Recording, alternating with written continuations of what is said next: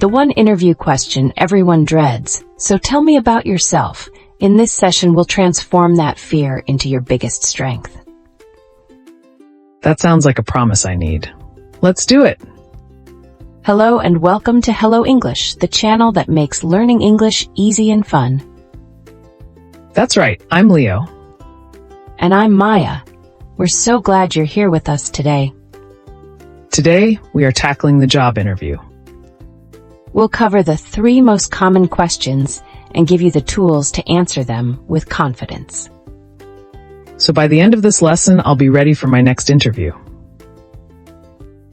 Absolutely. Let's start with that classic opener. You mean tell me about yourself? That's the one. It's your chance to make a great first impression. The best way to structure your answer is with the present, past, future formula. Present, past, future. Okay, what does that mean? You start with your present role. What are you doing right now? Okay, so I'd say I currently work as a project coordinator. Perfect. Next, you connect it to your past. Briefly mention relevant experience that led you here. So something like, before this, my experience in administrative roles equipped me with strong organizational skills. Exactly, you're connecting the dots for the interviewer.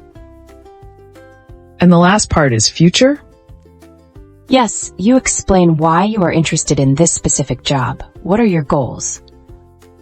I could say, I am eager to bring my skills to a more challenging project management role where I can grow. That's a solid foundation, present, past, future. It makes it much less intimidating. Now the key is to tailor that answer to the specific job you're applying for. How do I do that effectively? You need to analyze the job description. Look for keywords and required skills. So I should mirror the language they use? Precisely. If they need a proactive team player, you should mention a time you were proactive. That makes sense. It shows I've done my homework. Let's try it. Imagine the job requires experience with key stakeholders. How would you adjust your answer? Okay, I'd say I currently work as a project coordinator where I am the main point of contact for all key stakeholders. Excellent. You've immediately shown you have the exact experience they want.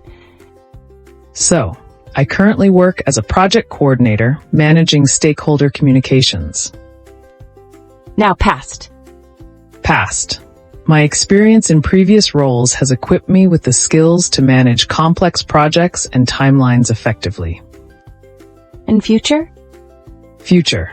I am eager to bring my skills to your company to help spearhead new initiatives. You used one of our vocabulary words, spearhead. Fantastic. It felt natural there. You've nailed the first question. Now let's move on to behavioral questions. These are the ones that start with, tell me about a time when, right? Exactly. They can be tricky, but there's a powerful tool to answer them perfectly. Another formula? Yes, it's called the STAR method. STAR, what does that stand for? It stands for situation, task, action, and result. Okay, can you break that down for me? Of course, S is for situation. You start by describing the context. Set the scene. So I explain the background of the story. Correct. T is for task. What was your specific responsibility? What was the goal? So in a previous role, the situation was that we were facing a tight deadline. That's a good start for the situation. What was your task? My primary task was to organize the workflow to ensure we met the deadline. Perfect. Now for the most important part, A for action. Action, this is what I actually did. Yes, describe the specific steps you took. Use I statements. I organized, I communicated, I developed. So, the action I took involved creating a shared timeline and delegating tasks to each team member. That's very clear. And finally, R is for result.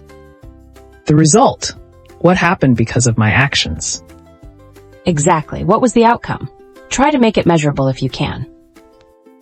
As a result, we achieved our goal and delivered the project 2 days ahead of schedule. That is a perfect STAR answer: situation, task, action, result. It really helps to structure my thoughts. Let's practice with a common question. Tell me about a time you faced a major challenge. Okay, a major challenge. Let me think. Take your time. First, what was the situation? The situation was that our main client was unhappy with our progress on a key project. Communication had been poor. Okay, a clear situation. What was your task? My task was to repair the relationship with the client and get the project back on track. A very important task. Now, what action did you take? The action I took was to schedule an immediate meeting with the client. I listened to their concerns and developed a new communication plan. That shows you were proactive.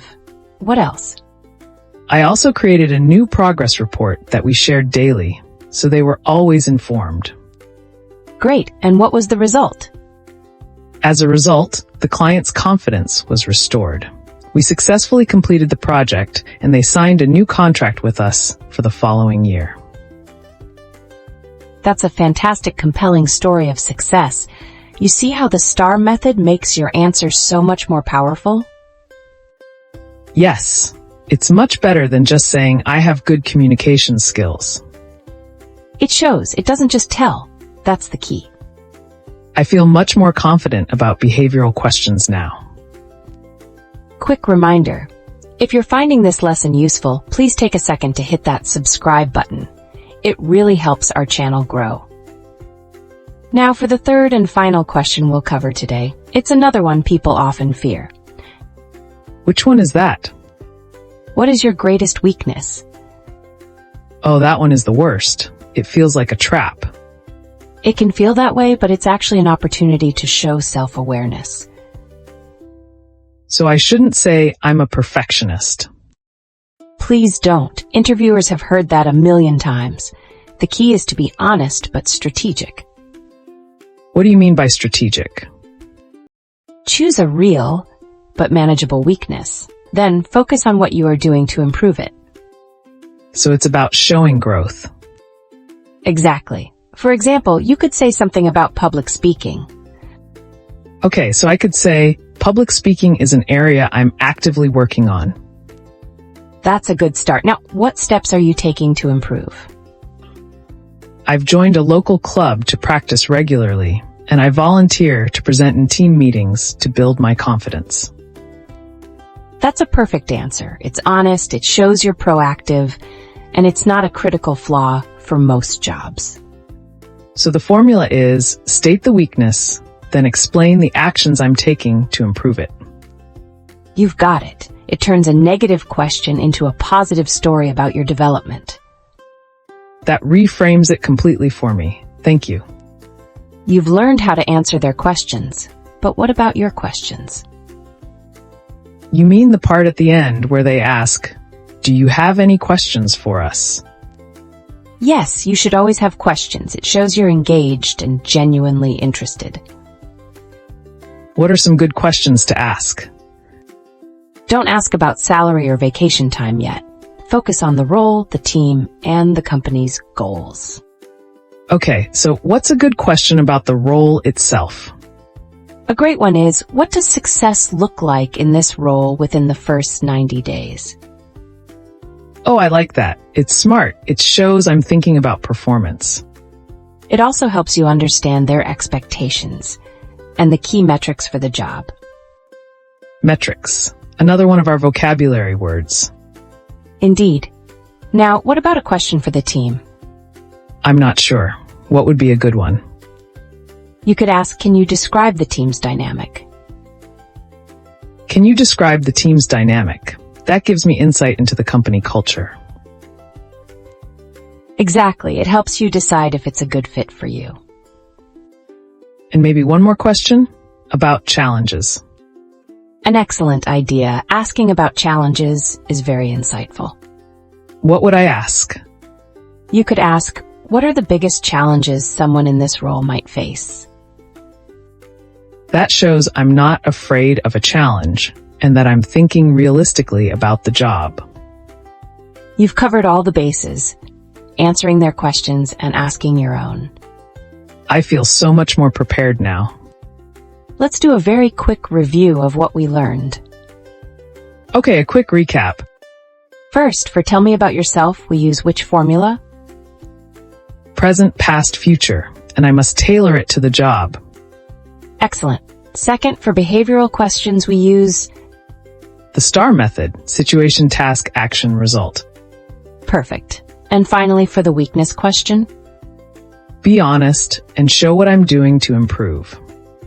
you're ready. Now let's see if you were paying close attention with a quick quiz. A quiz? Okay, I'm ready. Question 1. True or false? When asked about your greatest weakness, you should say, I'm a perfectionist. I know this one. It's false. That's correct. It's a cliche. It's better to name a real manageable weakness and explain how you are actively working to improve it. I'll remember that. What's next? Question 2. Which part of the STAR method describes what you did? Is it situation, task, action, or result? It's action. That's where I describe the steps I personally took. Exactly right. The action step is all about your personal contribution. Okay, one more to go. Final question. What is a smart B2 level question to ask an interviewer about the role itself? We just talked about this. A good one is, what are the biggest challenges someone in this role might face? That is a perfect answer. It's insightful and shows you are thinking seriously about the role. You passed the quiz with flying colors. And that's all the time we have for today. We hope you learned a lot. Absolutely. Next lesson is cued. Tap the end screen and keep your streak. Thanks for watching, and we'll see you in the next episode. Bye for now.